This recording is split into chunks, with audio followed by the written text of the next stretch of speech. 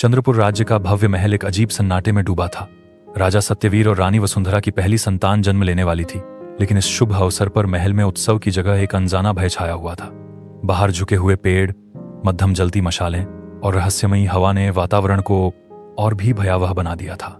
अचानक आसमान में बिजली चमकी, घने बादल छा गए और ऐसा लगा जैसे कोई अदृश्य शक्ति चंद्रपुर पर अपनी पकड़ मजबूत कर रही हो। राजकुमारी का जन्म हुआ है, दाई ने घोषणा की, लेकिन उसी पल महल के चारों ओर खड़े संत और ज्योतिषी घबरा उठे। उन्होंने आकाश की ओर देखा। चंद्रमा के चारों ओर एक काला घेरा बन गया था, जो एक अशुभ संकेत था। राजा सत्यवीर भागते हुए रानी के कक्ष में पहुंचे।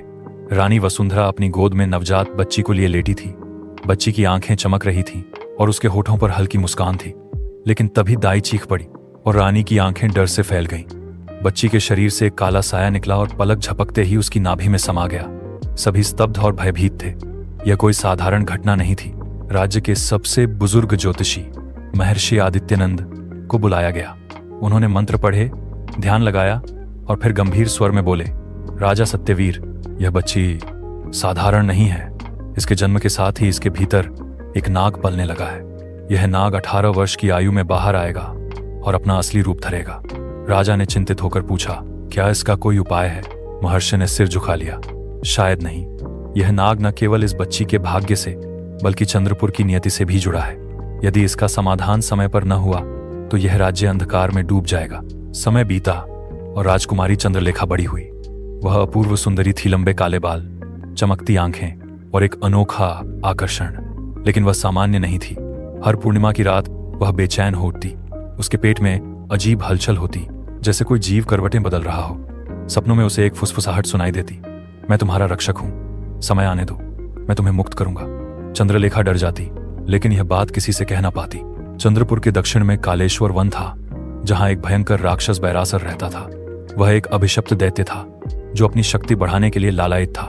एक दिन तपस्या के दौरान उसे एक भविष्यवाणी सुनाई दी। जब चंद्रपुर की राजकुमारी 18 वर्ष की होगी, एक महाशक्ति प्रकट होगी। यदि तुम उसे अपने वश में कर लो तो अमृतत्व प्राप्त कर सकते हो।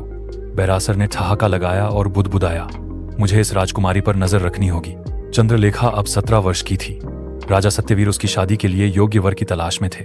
तभी पड़ोसी राज्य अभयगढ़ के राजकुमार वीरेंद्र को चंद्रलेखा की सुंदरता और गुणों की खबर मिली। वीरेंद्र, एक बहादुर और न्यायप्रिय योद्धा, ने अपने पिता से कहा, मैं चंद्रलेखा को चुनना चाहता हूं। मैं उसकी रक्षा के लिए उसके पास जाऊंगा। उन्हें नहीं पता था कि वे एक श्राप, रहस्य और भयंकर युद्ध की ओर बढ़ रहे थे। कालेश्वर वन में बैरासर गहरी तपस्या में लीन था। उसकी लाल आंखें बंद थीं और चारों ओर जलती मशालों की भयानक रोशनी थी। उसका एकमात्र उद्देश्य था चंद्रलेखा और उसके भीतर पल रहे नाग की शक्ति को हासिल करना। तभी एक रहस्यमयी छाया प्रकट हुई। यह काल भैरव एक दुष्ट आत्मा थी जो सदियों से अंधेरे में छिपी थी। काल भैरव बोला, बैरासर, तुम्हें राजकुमारी की शक्ति चाहिए, लेकिन इसके लिए तुम्हें और शक्तिशाली बनना होगा। बैरासर की भारी आवाज गूंजी, कैसे? काल भैरव ने कहा, तुम्हें राजकुमारी को और अधिक श्रापित करना होगा ताकि जब नाग बाहर आए वह तुम्हारे नियंत्रण में हो। लेकिन सावधान, एक राजकुमार उसकी रक्षा के लिए आ रहा है। बैरासर की आंखों में आग चमकी। उसने कहा, तो इस राजकुमार को रास्ते से हटाना होगा। राजकुमार वीरेंद्र चंद्रपुर की ओर बढ़े। महल के निकट पहुंचते ही उन्हें पता चला कि अगले दिन चंद्रलेखा का 18वां जन्मदिन मनाया जा रहा है। महल में उनका भव्य स्वागत हुआ। जैसे ही उनकी नजर चंद्रलेखा पर पड़ी, वे मंत्रमुग्ध हो गए। उसके लंबे काले बाल, गहरी आंखें और रहस्यमय आकर्षण ने उन्हें बांध लिया। लेकिन वीरेंद्र ने यह भी देखा कि चंद्रलेखा की आंखों में एक गहरी उदासी थी, जैसे वह कोई रहस्य छिपा रही हो। पहली मुलाकात में वीरेंद्र ने कहा, राजकुमारी, आपकी सुंदरता बेमिसाल है, लेकिन आपकी आंखें कुछ और कह रही हैं। क्या आप खुश नहीं हैं? चंद्रलेखा ने हल्की मुस्कान दी, लेकिन बोली, कुछ बातें शब्दों में नहीं कही जा सकती। उसी रात जब महल चंद्रलेखा के जन्मदिन की तैयारियों में व्यस्त था, बैरासर ने अपनी काली शक्ति से एक मायावी छाया भेजी। यह छाया चंद्रलेखा के कक्ष में घुसी। राजकुमारी शीशे के सामने खड़ी थी। तभी उनकी नाभि के पास नीला प्रकाश फैला और एक फुसफुसाहट गूंजी, चंद्रलेखा, मैं जाग रहा हूं, मैं तुम्हारी रक्षा करूंगा, लेकिन कोई हमें रोकने आ रहा है। तभी उनकी परछाई से एक काला साया अलग हुआ और बैरासर का डरावना रूप लेने लगा। वह बोला, राजकुमारी, तुम्हारे भीतर की शक्ति मेरी होगी। चंद्रलेखा चीखने ही वाली थी कि दरवाजा धड़ाम से खुला और वीरेंद्र तलवार लिए अंदर आ गए। बैरासर की छाया ठहाका मारकर बोली, राजकुमार, तुम्हें अभी कुछ नहीं पता, लेकिन जल्द ही सब समझ आ जाएगा। इतना कहकर वह साया गायब हो गया। वीरेंद्र ने चंद्रलेखा का हाथ थामा और पूछा, आप किससे डर रही हैं? मुझे सच बताइए। कुछ देर चुप रहने के बाद चंद्रलेखा ने अपनी कहानी सुनाई। मेरे जन्म से ही मेरे भीतर एक नाग पल रहा है। यह कोई साधारण नाग नहीं, बल्कि नागलोक का शापित राजकुमार है।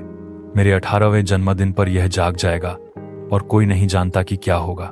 वीरेंद्र को धक्का लगा, लेकिन उन्होंने दृढ़ता से कहा, कोई भी श्राप प्रेम और साहस से बड़ा नहीं हो सकता। मैं तुम्हें मुक्त कराऊंगा, चाहे मुझे किसी भी राक्षस से लड़ना पड़े। कालेश्वर वन में बैरासर ने अपनी अंतिम योजना बनाई। अगर राजकुमारी मेरे पास नहीं आएगी तो मैं उसे ले जाऊंगा।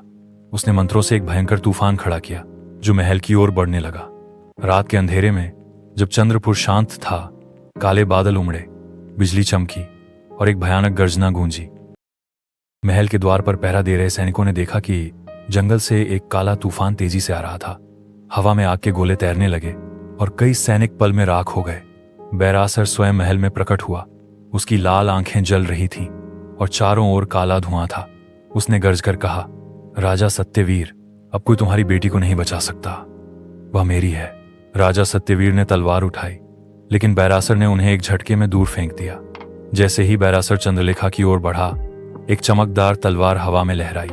वीरेंद्र सामने खड़े थे। उनकी आंखों में संकल्प था। तुम्हें राजकुमारी तक पहुंचने के लिए मुझसे लड़ना होगा, उन्होंने कहा। एक भयंकर युद्ध शुरू हुआ। वीरेंद्र की तलवार से चिंगारियां निकल रही थी और बैरासर की शक्ति कम हो रही थी। लेकिन तभी बैरासर ने एक काला मंत्र पढ़ा और वीरेंद्र के सीने पर जादुई ऊर्जा से प्रहार किया। वीरेंद्र गिर पड़े और उनका खून बहने लगा। चंद्रलेखा चीख उठी, नहीं वीरेंद्र। उनके आंसुओं के साथ ही उनके भीतर का नाग जाग उठा। उनकी नाभि से नीली रोशनी चमकी और एक विशाल काला नाग प्रकट हुआ। उसकी आंखें चमक रही थीं और सिर पर एक अनोखा चिन्ह था। यह काल नाग नागलोक का शापित राजकुमार था। बैरासर का चेहरा डर से सफेद पड़ गया। काल नाग ने गर्जना की, मैं कोई श्रापित नाग नहीं, बल्कि नागलोक का राजकुमार हूं। चंद्रलेखा ने मुझे पनाह दी और अब मैं उनकी रक्षा करूंगा। काल नाग और वीरेंद्र ने मिलकर बैरासर पर हमला किया। यह युद्ध अब अंधकार और प्रकाश की लड़ाई बन चुकी थी। बैरासर ने पूरी शक्ति झोंक दी, लेकिन वह काल नाग और वीरेंद्र के सामने कमजोर पड़ गया। अंत में वीरेंद्र ने अपनी तलवार से बैरासर का सिर काट दिया और उसकी आत्मा राख बन गई। बैरासर के अंत के बाद काल नाग ने चंद्रलेखा की ओर देखा और कहा, अब मैं स्वतंत्र हूं। राजकुमारी, तुम अपने जीवन की नई शुरुआत करो। चंद्रलेखा की आंखों में आंसू थे। वीरेंद्र ने उनका हाथ थामा और बोले, अब तुम श्रापित राजकुमारी नहीं, बल्कि स्वतंत्र हो। मैं हमेशा तुम्हारे साथ हूं। कुछ दिनों बाद चंद्रलेखा और वीरेंद्र का विवाह हुआ। चंद्रपुर में खुशियां लौट आईं और पूरा राज्य रोशनी और उत्सव से भर गया।